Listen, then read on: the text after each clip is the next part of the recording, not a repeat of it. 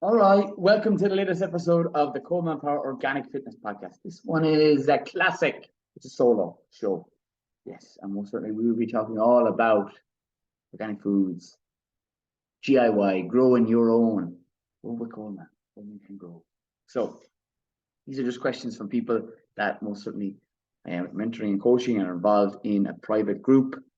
And most certainly the topics covered here are the following: compost, the topics of what do I recommend, the tumblers, what's the best system, anything to add into it. That comes from Chris Sorensen. Yes, a good man, Chris.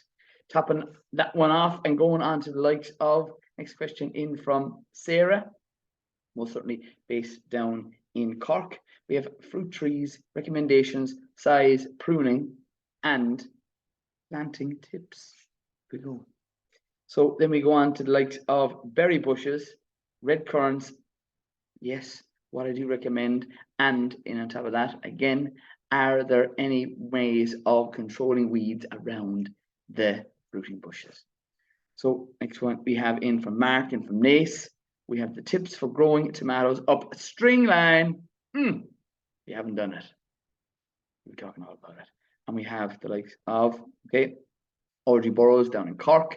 We have, do you need a heated mat to grow melon seeds?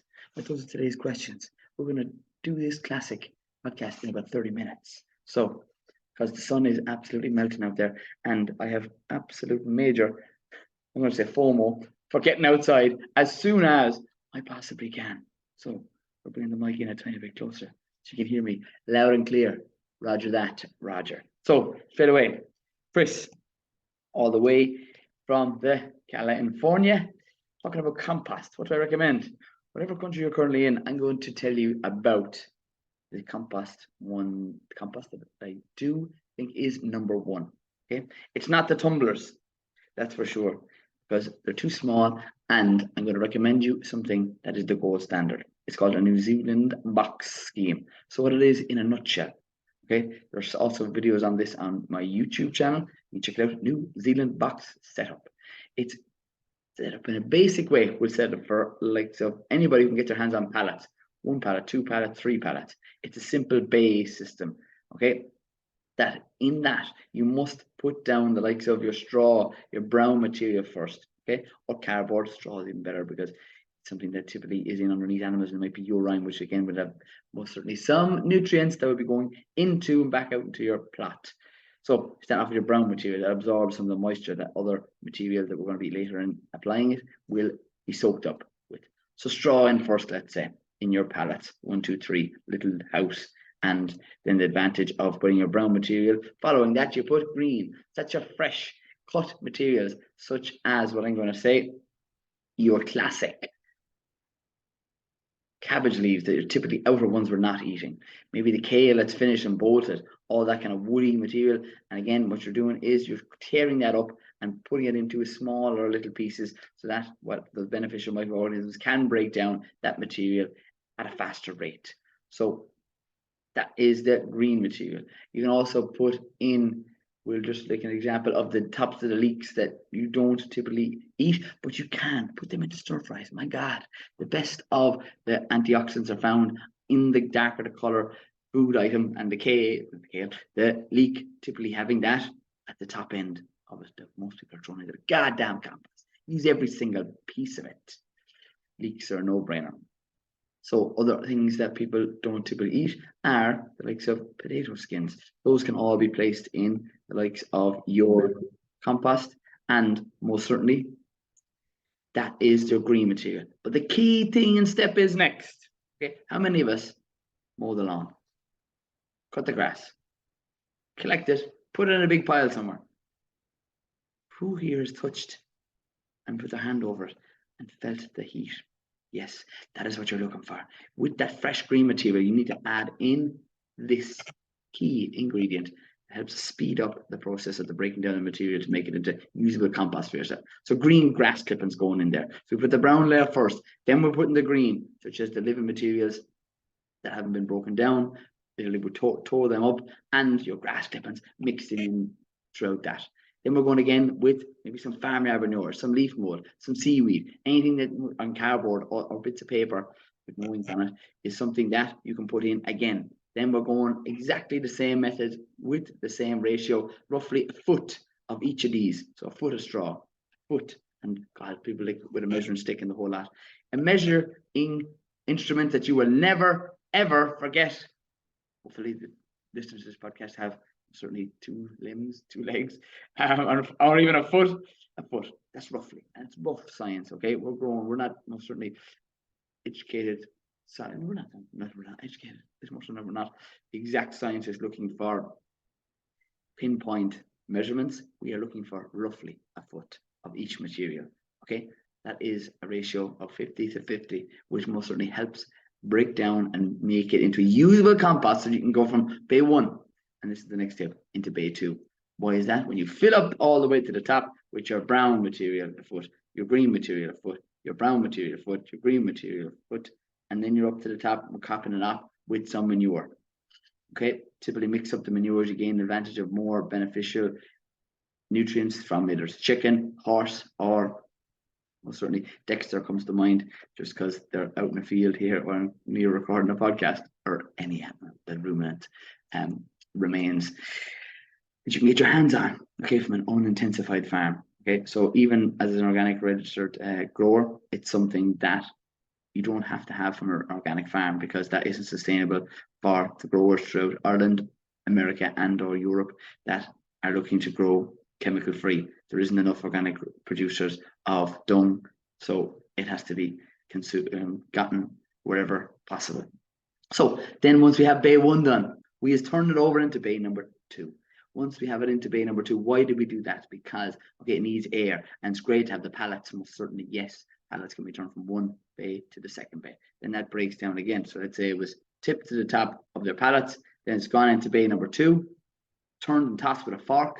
Okay, great for the aeration, and those beneficial microorganisms need most certainly that air to be active. They need to breathe, just like us. They will not survive. And depending on what country you're currently in, the top of these 2 pallets, and if you want to do a third bay, is recommended by myself to put a roof on it, a lean-to roof. Don't be going apex, fancy Nancy. I want you to literally just put a plank of timber, square rectangular, in fact, then put a lattice fillet, more green tea or coffee needed, out down the line. So more a lean-to roof with the likes of lat and a felt on top of that, so the water will run off. Okay, this is a tip my father always told me. It's easy to add more water to whatever you're doing, Coleman. It's not as easy to take it out. So that is the advantage, especially in Ireland. It rains a nice bit, so you can literally gain the advantage of most certainly then watering if needs be. But the materials that you're putting in will have a high percentage of water, just the grass clippings and that leafy material, such as a kale, the leaves or the woody material from that, or your cabbage leaves, or the spinach, or any of the cuttings and peelings of your carrots that go inevitably into your compost. Tips with that then, the final turn is into bay number 3. That is the full New Zealand box scheme method that I do recommend. You don't have to add any fancy stuff to it. It is simply using what is left for us from nature, that you can even put in weeds, if I didn't mention that already. Weeds, again, they are full of vitamins and minerals, and is something that I use for applying to different types of, most certainly, liquid fertilizers. Nettles, great one. Stinging nettle. You have comfrey, another one. You can go within and on top of that and applying the likes of garlic. Okay, wild garlic is in season right now for a small number of, I'm going to say weeks. In on top of that, then you get garlic cloves. You crush them, steep them with garlic. That is literally high nitrogen and most certainly the finest then of liquid fertilizer that you can apply to your plants to give that little bit of a boost in the growing season. Right, that is what I recommend for the likes of composting. You cannot get a better system, and you can either build your own by tech if you're handy. As I said, the basic way you can most certainly do that is the pallet system, and that is a no-brainer for everybody who's looking to maximize and utilize the materials that they have on their site. Okay, so that's the compost question in and on. Going on to the likes of fruit trees and certainly the likes of the sizes and recommendations for pruning.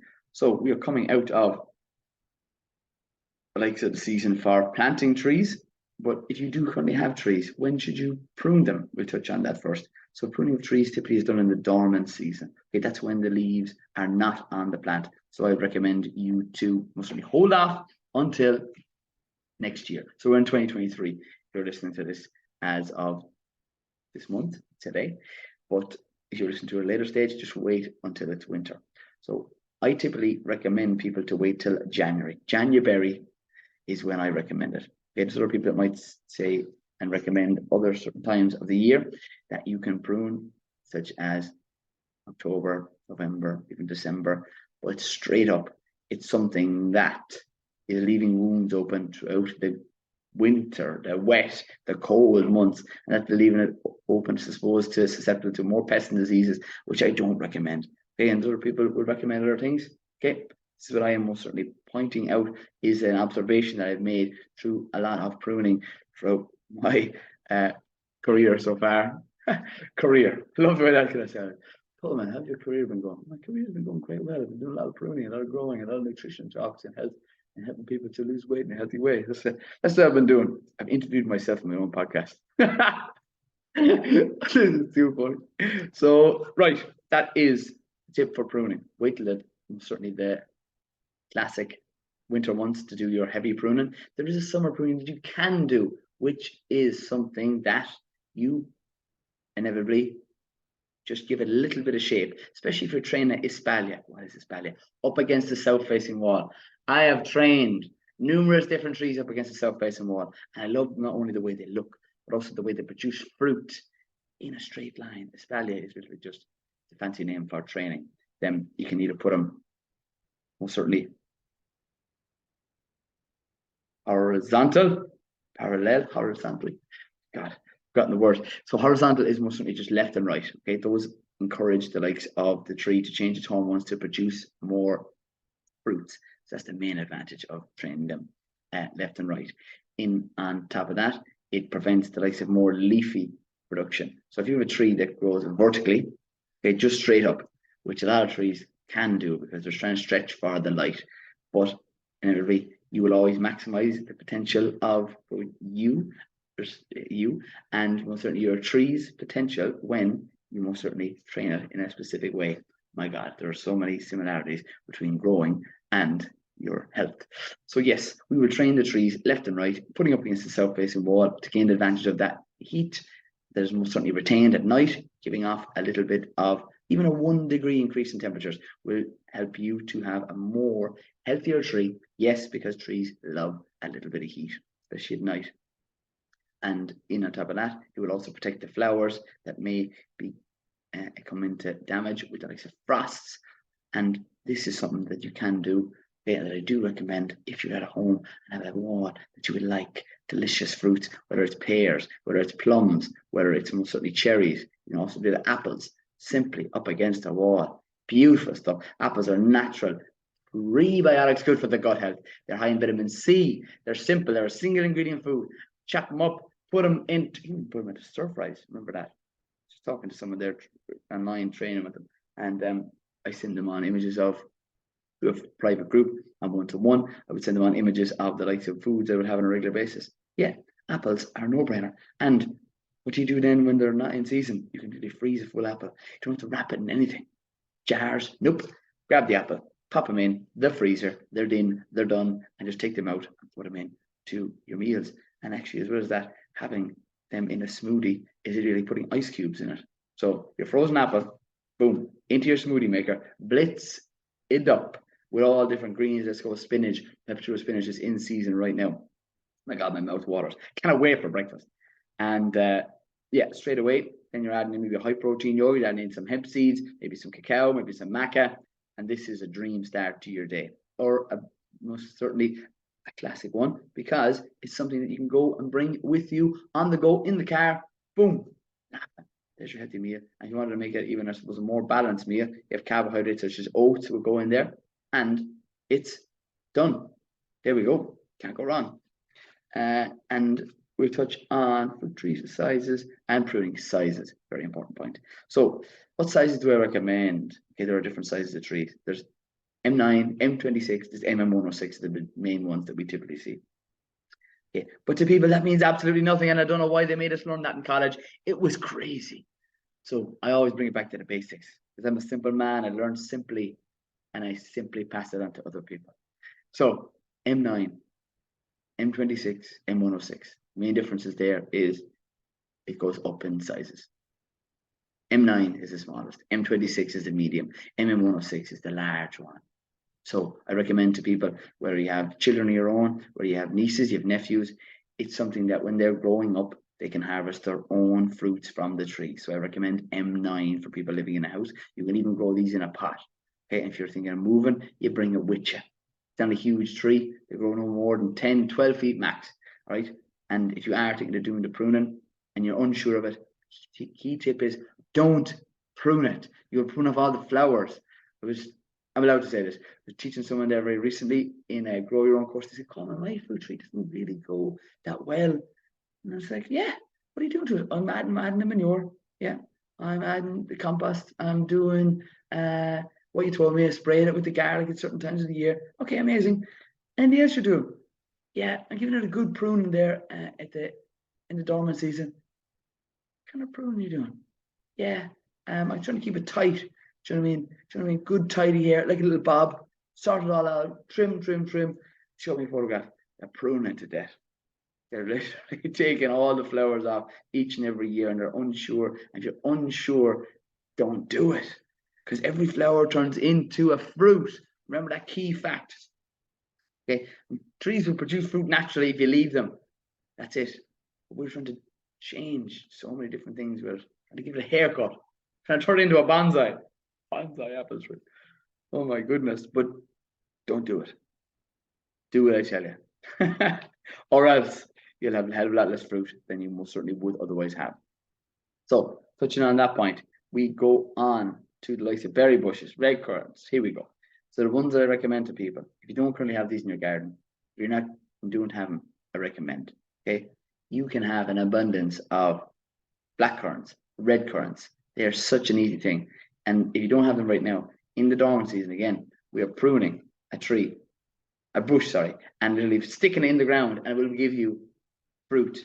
That's how easy it is to propagate a red currant and a black currant. So easy. So literally, as I pruned mine this year again in the dormant season, just stuck them into the grass, literally meters away from the other ones. And in 3 years, boom, maybe even 2 years, there'll be fruits on them bad boys. It's such a no-brainer. You get the advantage of high antioxidants, delicious, nature's candies, fruits from the finest goodies. All right. So gooseberries, something that people actually don't consume enough of. We actually, in my home house, would have had gooseberries growing up. It wasn't something that was ever really consumed. It was just like, bleh, they're a bit bitter. But you can get delicious red varieties. And these red Himalayan from English Fruit Nurseries based down in Wexford. They never stretch your door. They're sending me the money now in abundance. They're good lads. And I've bought fruit trees and fruit bushes often every year since I started growing. For people presents, and it's a great present for somebody. It's a healthy present. Bush, a tree, Jesus, and it's amazing. And with the likes of myself, I'm going around to schools now. So if anyone is a teacher or would like me to come to visit their school, most certainly contact me or get their principals or ring me, and or send me a private message on LinkedIn, Instagram, Facebook, or TikTok, because it's one of my goals to get to as many schools as I possibly can and get them having at least one tree for each class. Roughly, a tree costs around €20, and that is just a no-brainer for every school. It'll be there for 50 and 60, maybe 70 years, each one of those trees. Amazing. Cannot get enough of it. And yeah, I love doing it. So more of those. Cheers. So that is the likes of the bushes. Other ones that people often want to know more about, blueberry bushes. Thing is, they need acidic soil. So you need to ericaceous soil. So you need to most certainly either get and buy that compost and put it in a pot, and or dig out a raised bed area, or bed, doesn't have to be raised bed, a bedded area, and apply the compost to that. Okay, that is something that if you don't do, you put it into just any old soil at all, it will not thrive, it will not flower, and it will not fruit for you. That's the key point. goji berries must be grown in the likes of a glass house or a polytunnel. I literally have grown my first as of last year, got it from cuttings, no more than from my man Seamus Murphy, based down in Cork. Seamus, you're listening, man, made a shout out. They're looking strong right now. They do not like the shade, that's for sure, because I got in total, I think, 4 from my good man Seamus, and that's it, literally. These are just gifts you can give to people, presents, and I love that. The gift of food is a gift for life. So that's one of those things to remember. And I do love, certainly, the goji berries. Fresh goji berries, lads. They're like vanilla flavor, they were nearly like. And that's the first time I ever tasted it myself. Oh my God, they're delicious. And I do recommend. I do certainly recommend. So touching on the likes of the berries again, we have the red currants and the black currants and the goji berries and the gooseberries. What happens to fruit that we typically leave outside in our garden? Who eats them? I'd love to say we eat every one of them, but the birds do. Okay, I get up early, but the birds get up even earlier. I tell you, they wake me up some mornings, and I wake up and I jump over the fence and I hop out and see the stories with the bushes. Yeah, and they are coming in, going from the green, the pink, then to the red. And if you don't go out there and start picking them bad boys, the birds will be in and all over them. So you need to net them. You need to put up a system that you most certainly are able to either walk underneath, with either take the example of an old polytunnel without the plastic and put a netting over that. Or you can just get the basic small little handy bushes in any of your local garden centres. And when the time of fruiting, make sure you cover your bushes and fruit, because they will do a job on them at a number that you do not want to have, because it's a tough scene, and going out there and seeing all your lovely berries being consumed by the birds, the blackbirds, the devil. Yep. So those are the classic berry bushes, lads. So again, get them, get growing. They're delicious. Okay. Mark from Nace, who we got next one? We got tips for growing tomatoes up a string line. I love this. This is going to maximize the benefit of your growing space. Vertical growing. Other fruits and vegetables that grow up a string line would be French climbing beans. Amazing crop. Cobra is the variety, but we'll go on to the tomatoes with Mark's question. How do you do it? Tuck the likes of digging a hole and tucking the string underneath the plant is the biggest tip of the day. Why? Because most people end up tying the likes of a string around the neck of a tomato plant, okay? And what ends up happening is the tomato plant swells and swells, and it's opening up wounds. When you open up wounds, again, you're much more likely to have a crop that's not thriving, and you don't want to have your plant struggling, okay? The point is, when you do this, the roots will anchor that plant into the ground. Don't even have to tie it. And as it grows taller, you're just winding the tomato plant around and around and around till it reaches a maximum height in the likes of your glasshouse and or polytunnel. They're an amazing crop. Literally, they're a natural mood improver, tomatoes. Lycopene is the winner, able to protect your skin throughout the summer months. Yes, we're coming up and into summer. It tastes like summer. Is that George Ezra? Could be. It's a good song. So, touching on that, that is a no-brainer. Get your vertical growing with your string. And if you don't have string and you've missed the opportunity, you've already planted them, tip number 2, with a different type of string, wire. Okay, the copper wire that typically comes from the skips. Electricians have it in abundance. They're throwing it out. Ring your local electrician, ask him for a reel of wire that they've literally just chased a couple of different walls, and there's bits left over. That will do you. You don't even need that much. Okay, why is that an advantage to use that? It's soft, it's pliable, and most certainly you can hook it around and then open it loosely as the tomato plant most certainly grows. And again, you're just lightly training it up so it can reach its full potential to the top of your glasshouse or polytunnel. And that is the tip of the day.